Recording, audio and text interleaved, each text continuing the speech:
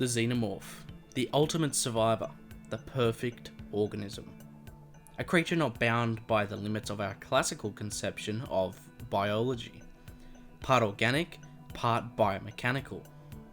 The creature can survive some pretty crazy feats, and they are able to survive intensely dangerous environments and subjections. However, something that is interesting about the Xenomorphs is actually how long they can survive, and how extremely old they can grow to become. And so today, I'll be breaking down how long they can survive and the specific conditions and adaptations that allow them to do so.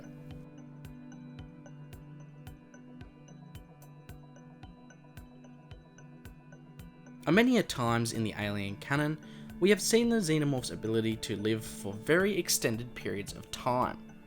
Now, before I get into the actual Xenomorph creature itself, I want to quickly touch on its two precursor elements.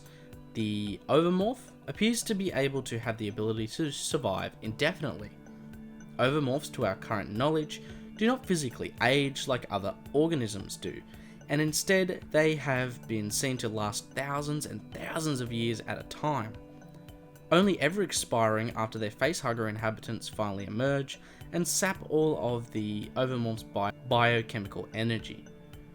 The eggs must have some way to enact a freezing of all metabolic activities in some kind of advanced biological hibernation. However, I think that it's also likely that an Ovomorph would have the ability to sap some kind of nutrients from its environment through its root-like tendrils, the appendages that protrude from the base of the egg over time. This could provide a steady stream of slow nutrient source for the egg and the facehugger inside, keeping them alive for countless millennia and possibly even longer in the right conditions. Moving on to the facehugger, we see a near polar opposite.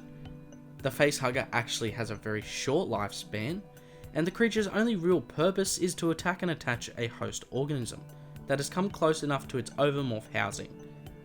Other than that, the creature serves no further function, and so the creature really is only biologically equipped to lunge from the egg and either chase down a host or latch directly onto them. If the facehugger fails in finding a host within a certain period of time, the creature will run out of energy and die, as the creature really doesn't have any other way of obtaining new nutrients or chemical energy post-detachment from its Ovomorph. Now, when it comes to the Xenomorph, it's actually a bit easier to understand.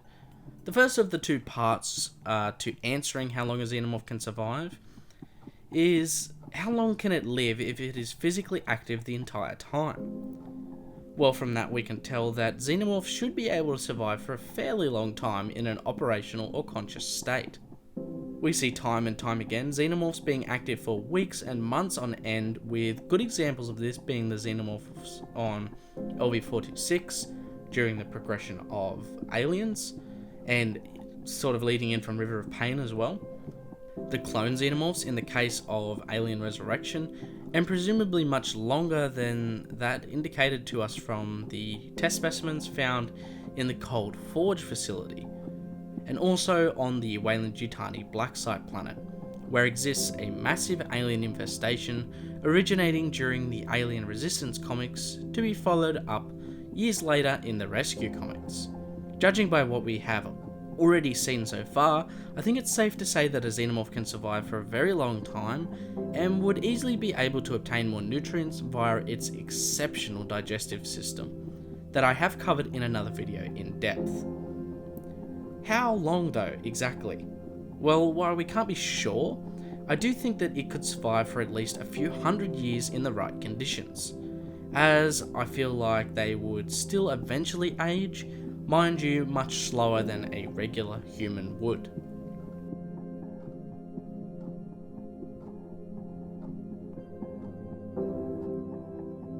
Now, while they could go on for a few hundred years being active, I think a Xenomorph could become basically biologically immortal, living for a near unlimited amount of time considering environmental factors fall in their favour.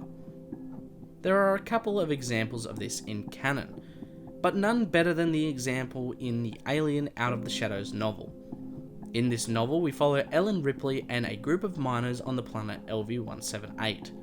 As they venture deep into an ancient cave system, formed countless thousands of years ago, they eventually discover a collection of what they believe to be Xenomorph statues in the ruins of the old alien spacecraft. These statues, as it turns out, were all actually dormant Xenomorphs in some kind of advanced biological suspended animation. Essentially, you could compare this specific type of hibernation to the biological equivalents of entering hypersleep chambers. In this process, the creature essentially completely pauses all of its metabolic activities, and its body is practically under similar, if not identical, conditions to someone in an advanced hypersleep chamber. We know that people and creatures such as the engineers can go for thousands of years in suspended animation. Likewise, the Xenomorph's natural ability to replicate this function means that they could essentially exist for tens to hundreds of thousands of years, maybe even millions of years at the very most in this state, waiting to once they again are triggered by when their senses pick up a new potential host nearby.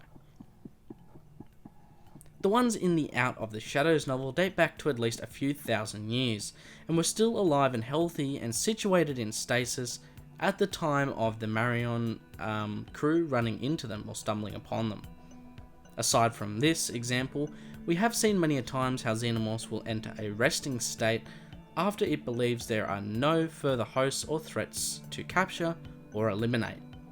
We see this on LV-426 during the events of Aliens, where the Xenomorphs, after laying waste to the colonists of Hadley's Hope, retreat back to their hive in the atmospheric processor there. Once there, they simply merge with the hive structure and enter their hibernation, until, of course, a group of ultimate badasses accidentally pull them from their slumber. We know that the Xenomorphs exposed to the vacuum of space, and without any way to maneuver themselves, seem to quickly turn to this suspended animation as a way to survive their likely very long drift, until they are either destroyed somehow, are lost in the void, or by chance are picked up by new intrigued spacefaring species, not knowing what they are getting themselves into. We see a good example of this in the Alien Isolation animated series. Towards the end of the final episodes of the series, whilst Amanda is floating in space after the events on Sevastopol Station, we see a number of Xenomorphs surrounding her, floating along with her.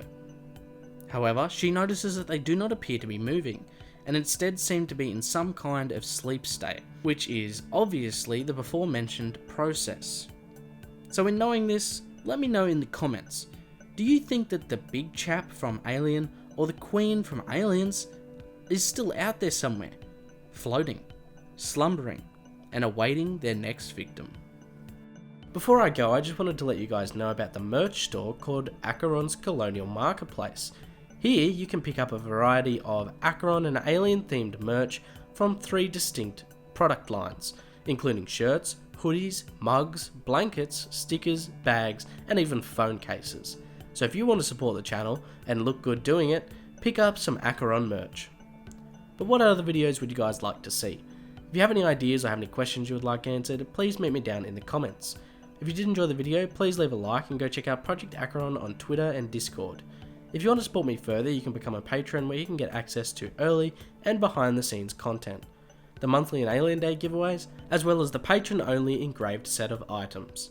I hope you guys did enjoy the video, and I'll talk to you guys in the next one.